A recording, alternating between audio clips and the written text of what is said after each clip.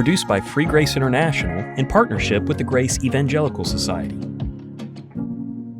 Bob, I know you know this, but there are 100 different ways to undermine assurance of salvation, right? Right. There's hundreds and hundreds of different reasons people have.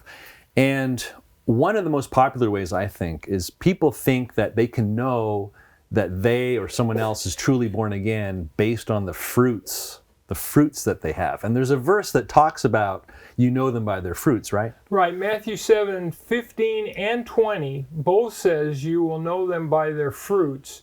But it's one of the most confused verses in the New Testament. Are you sure? I mean, it seems pretty clear. You will know them by their fruits. If there's no fruits, then you know that they're not born again, right? No. The issue here is two things. Number one, who's the them? And number two, what are the fruits? All right, well, let's go to the passage. It's Matthew chapter 7, and you said verses 15 through 20. 15 through 20. Beware of false prophets. Oh, wait a second. That's what we're talking about here. The them are false prophets. Beware of false prophets who come to you in sheep's clothing. They look good. But inwardly they are ravenous wolves. That means they've got bad intentions, they've got a bad heart, and their teaching is going to be bad. Okay. You will know them by their fruits. You'll know the false teachers by the fruits, which later in Matthew we learn fruits are words, the teachings they give. It continues, do men gather grapes from thorn bushes or figs from thistles?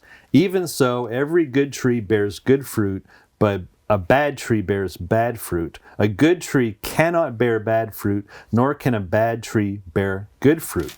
Every tree that does not bear good fruit is cut down and thrown into the fire. Therefore, by their fruits you will know them.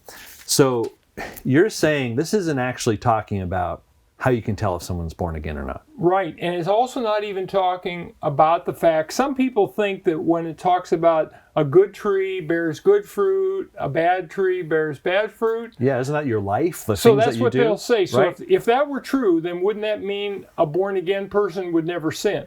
Right, they can only produce good fruit. So no bad fruit.